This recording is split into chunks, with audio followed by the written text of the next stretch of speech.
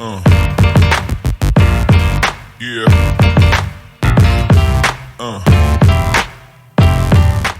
दोस्तों नमस्कार, मैं उमेश गौतम, समग्र प्रदेश समाचार से।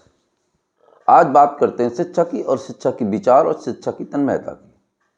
ये बात बिल्कुल सत्य है कि शिक्षा ही देश का निर्माण करती है और शिक्षा पर ध्यान देना ही सरकारों का प्रमुख दायित्व बनता है।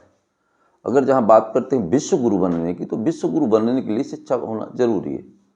और आपको बता दें कि चाहे जो युग रहा हो, चाहे जो रहा हो, चाहे वो राम रहे हों, चाहे कृष्ण रहे हों, चाहे अर्जुन रहे हों, या कोई भी विद्वान रहा हो, पर उन्हें भी शिक्षा लेने के लिए अपने गुरु बनाना पड़ा।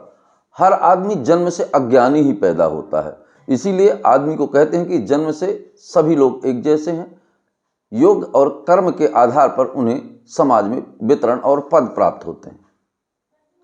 वर्तमान समय में सरकार की गलत नीतियों ने शिक्षा को इतना बदतर कर दिया है कि गुरु शब्द का ही नाम खत्म कर दिया है। जबकि वो राम ने भी गुरु के यहाँ शिक्षा प्राप्त की, कृष्ण ने भी गुरु की शिक्षा प्राप्त की। हमारे कहने का तात्पर्य यह है कि शिक्षा का महत्व होना चाहिए, और सबसे बड़ा महत्व तो शिक्षक का होना चाहिए, गुरु का महत्व होना चाहिए, और गुरु को महत्व देना चाहिए।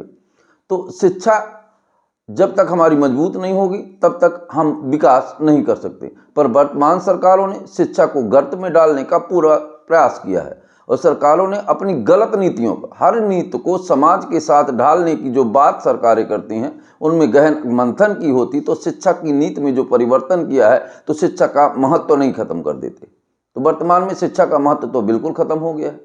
उसका हम एक उदाहरण बताते हैं। सरकारें झूठी घोषणाएं करती हैं, पर आम जनमानस शिक्षा से दूर होता जा रहा है। आपको बता दें कि सरकारें रोजाना घोषणा करती है कि हम इतने हॉस्पिटल खोलेंगे, इतने विद्यालय खोलेंगे, सीएम राज स्कूल खोलेंगे, पीएम राज स्कूल खोलेंगे, फलाना करेंगे, ढमाना करेंगे, ढिमका करेंगे। पर आपको बता दें कि सरकारों ने मेडिकल कॉलेज खोले हैं, पर वहाँ डॉक्टर नहीं है। अगर डॉक्टर है तो अस्पताल नहीं है कि कहाँ पे उनकी जांच करें।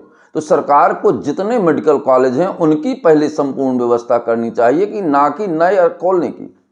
झूठी घोषणाओं से सरकार इतनी झूठी सरकार है कि ऐसे सरकारों को न्यायालय को संज्ञान लेना चाहिए। वहीं दूसरी बात करते हैं शिक्षा की। शिक्षा के क्षेत्र में सरकारों ने शिक्षा को जगत को बिल्कुल खत्म कर दिया। आज शिक्षा लक्ष्मी की शरण में खड़ी है। अगर यूं कहूं कि सरस्वती लक्ष्मी के दबाव में है, तो अतिशयोक्ति नहीं होगी। जबकि एक समय था कि सरस्वती का एक अलग दायित्व था और लक्ष्मी का एक अलग दायित्व था, पर वर्तमान समय में सरस्वती को लक्ष्मी ने दबा लिया है। अगर हमें शिक्षा प्राप्त करना है तो हमारे पास पर्याप्त मात्रा में धन होने की जरूरत है। गरीब लोगों के लिए शिक्षा तो सपना हो गया है। सरकार की ये नीतियां कि हम फ्री में पढ़ा रहे हैं, खाना दे रहे हैं, दाना दे रहे हैं। अगर आप शिक्षा देते तो आपको स्कूलों में खाना दाना देने की जरूरत नहीं होती। अब आपको बता दें कि मध्य प्रदेश सरकार की बात करें तो सरकारी विद्यालयों की हालत क्या है। सरकारी विद्यालयों की हालत यह है कि एक विद्यालय है, 2 टीचर हैं और एक शिक्षक छात्र है, और एक छात्र को खाना बनता है। शासन का अपव्यय होता है, पर शिक्षा जगत में और उस शिक्षक से, उस बालक से भी अपना नाम लिखते नहीं बनता। विगत दिनों एक वीडियो वायरल हुआ कि 8वीं के छात्र से स्कूल का नाम लिखाया गया, तो स्कूल का नाम नहीं लिखाया गया।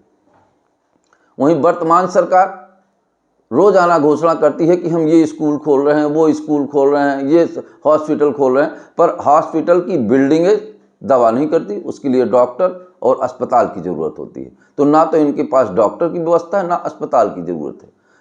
यहाँ तक कि संविदा कर्मियों की भर्ती भी पूरी नहीं करता रही। जहां स्कूलों में शिक्षक और गुरु की जरूरत है, वहां अतिथि शिक्षक के भरोसे काम चलाया जा रहा है। उसको भी पूरी तरह से भर्ती नहीं कर पा रही सरकारें। लोगों की तनख्वाहें नहीं दे पा रही सरकारें, पर आए दिन घोषणा करती हैं कि हम फला बिल्डिंग बना देंगे, ढका बिल्डिंग बना देंगे, ये कर देंगे। ये शर्मनाक बात है। अब आम जनता को इसका सख्ती से विरोध करना चाहिए कि जो सरकारें केवल अस्पताल की बिल्डिंगें खड़ी हो देती हैं और 10 साल बाद आपको बता दूं कि मध्य प्रदेश में हजारों ऐसे बिल्डिंगें खड़ी होंगी जो खंडहार में तब्दील हो गई। ना तो वहां पे अस्पताल खुला, ना आज तक मेडिकल कॉलेज खुला। और फिर भी सरकारें आए दिन घोषणाएं करती रहती हैं कि मेडिकल कॉलेज खोलेंगे, इतने विद्यालय खोलेंगे, ये करेंगे। तो आपको ये मानना पड़ेगा कि सरकारों की गलत नीतियों के कारण शिक्षा आज लक्ष्मी के दबाव में है। जिसके पास पैसे है वो डॉक्टर बन जाते हैं, इंजीनियर बन जाते हैं, योग्यता की कोई कीमत नहीं रही। शासन अपनी गलत नीतियों पे सुधार करे। झूठे कोरे भाषण, झूठे कोरे उद्घोषणाएं अब आपको बता दें, किसी गांव में चल जाइए 10 बिल्डिंगें बनी होंगी स्कूल की, पर लड़के 10 नहीं होंगे। और 10 बिल्डिंगों की ये हालत होगी कि 10 जर्जर होंगी।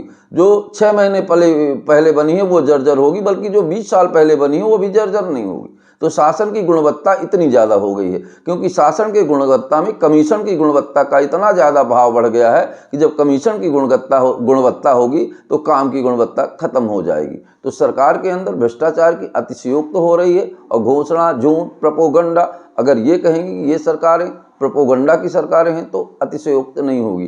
खासकर ये विश्व गुरु के सपने दिखा के लोगों को जो बात कर रहे हैं, ये मूर्खता के सिवा कुछ नहीं है, क्योंकि जब शिक्षा ही नहीं होगी तो विश्व गुरु बनना बड़ा मुश्किल हो जाएगा।